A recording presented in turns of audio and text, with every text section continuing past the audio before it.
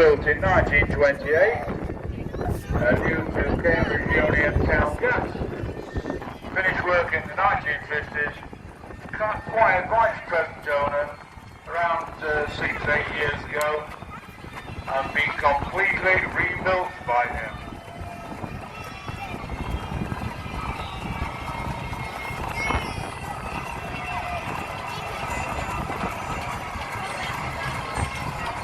Are you alright, Phil? Another friend of mine arrived.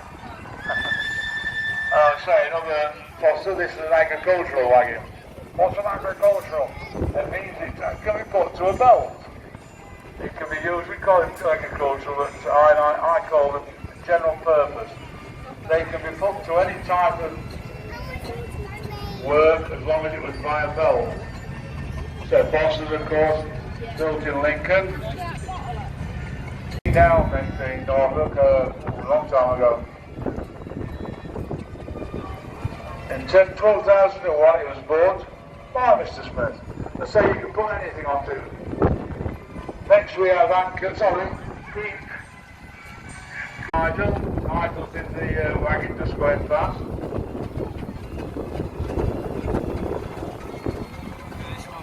So it carries the own name there, Queen Mary.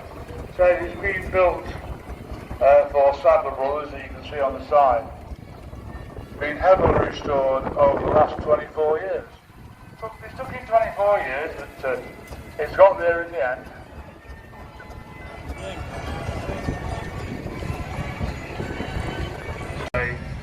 It's got its working clothes on. I like seeing engines like this. People do say it's their money, they do it. They're looking up and say, oh, look at my engine as it came out of work. But this one was in Monte, Fowler Monte. It's still got its working clothes on. This is how they look, ladies and gentlemen. This is how they came into preservation. They didn't talk about looking back brand new and pretty. People have restored these from wrecks. And I mean wrecks, some have come as a pile of rust. Near enough, and they are restored. 51 is Titan. Another Marshall. Again from the Goldsmiths camp. This was new to Anderson's and Bedford, later to Dingles. And it drove stone crushers. I say, if you put a belt to it, it's good. Came into preservation in 1960, and it was bought back to Lincolnshire in 2008. Do you know why they have rubbers on these, ladies and gentlemen? Because when you're on the road without rubbers, your teeth start rattling. You go on a straight, get on straights on a nice road, and your teeth go rattle, rattle, rattle. Next, yeah, the road locomotive. Now the road locomotive. So this has been restored 2028. I've got my granddaughter Ruby here just to give her the numbers. It's 82, no it isn't 28, it's foremost. Built in 1911, new to Charles Openshaw. Reaches in the road where the other steamrollers did, because it's instant reverse. It is. Nothing's there to do it. Excellent, nice. That told me what to do. That's owned by Engine Cool Time. That's one was new to Eno and Durham and District Council. It passed through Ruyables and then to Mixed Farmer. It was in Mixed Farmer's garage when I saw it. Just a pile of parts and let the bloke do all the work, have they? Yeah. Say there's the Wellington tractor owned by Avi from Retford. This one's due 1904.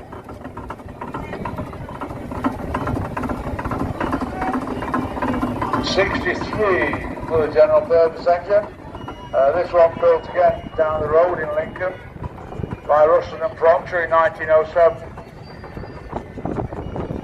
Went to Ward and Newton at the Royal Show in 1972, and it's been completely restored by them.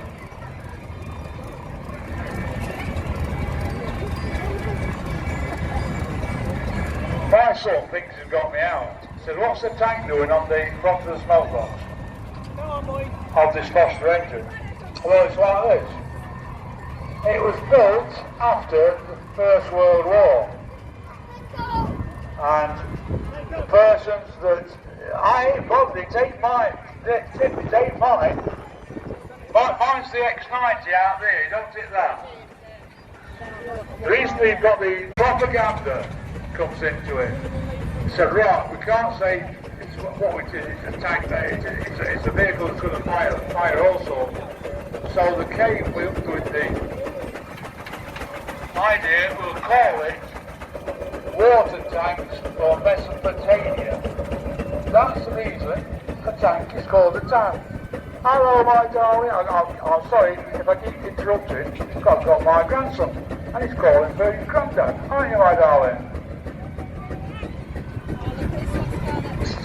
17. That's owned by the Saxton family.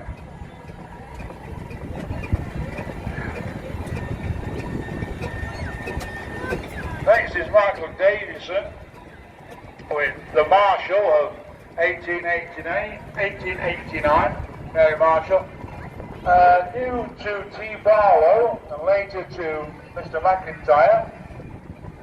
So for many years, until in 1972, John Robinson and his son David bought the engine. It was bought after the death of Mr. Robinson by its present owner, and is seen all over the country. Seen it many times. Alright, that's the best way. You get sat on the back there. Let them do all the work. The bad thing is, you still get black with all the oil coming backwards.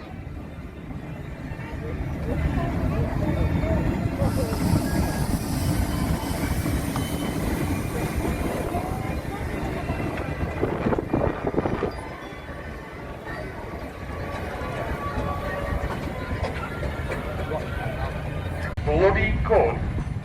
It does.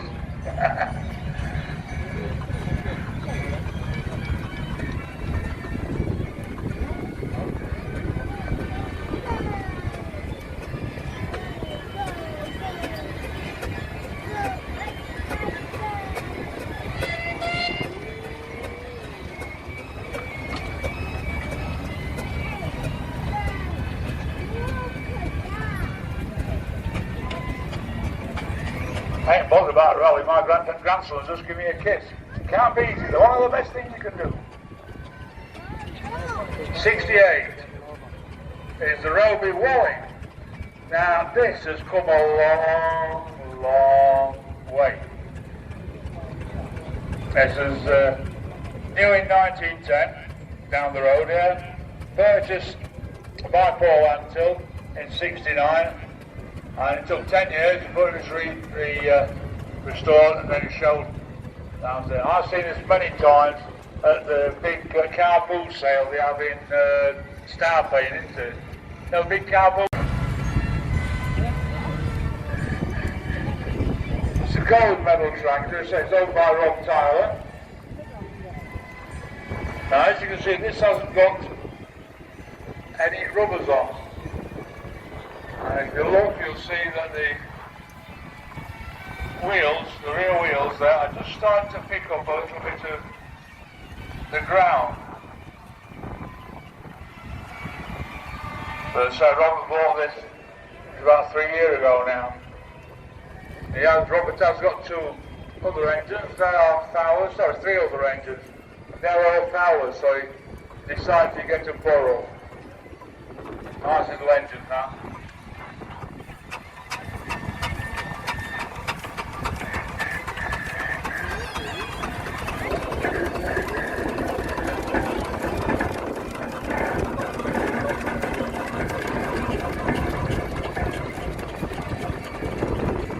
'66 is Alan Eaton with the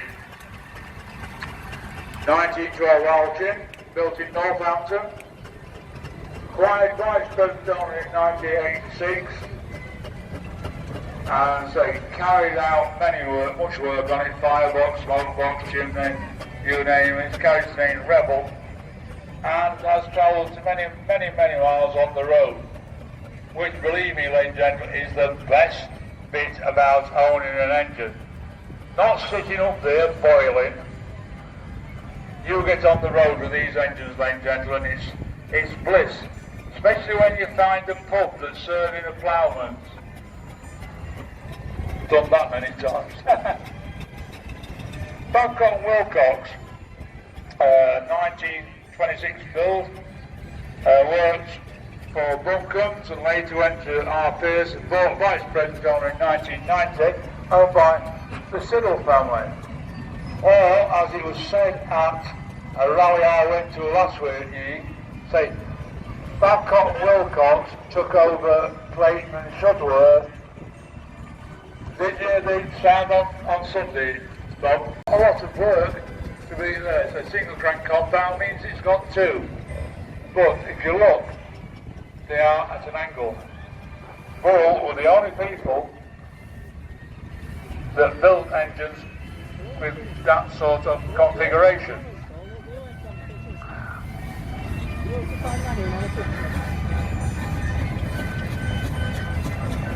Oh, first Avon Import, I think. Yeah, it is. Avon Import built in Rochester. It was new to Hayford County Council and purchased by its current owner in 1972 as a complete mess. It was derelict, owned by Rick Raymond Pearson. Carries the name Rusty Nuts. You know what's good for Rusty Nuts? WD-40. Don't forget the cup. I'm going to find me a pen. Got me a pen.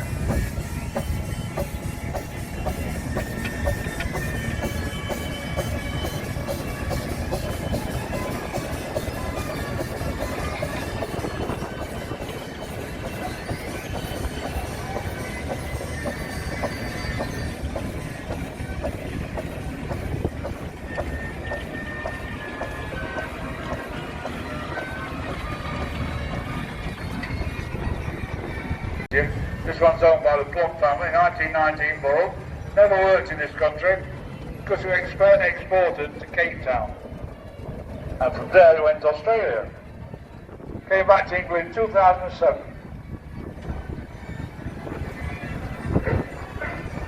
And it's been at this rally in every form until you see it as it is today restored.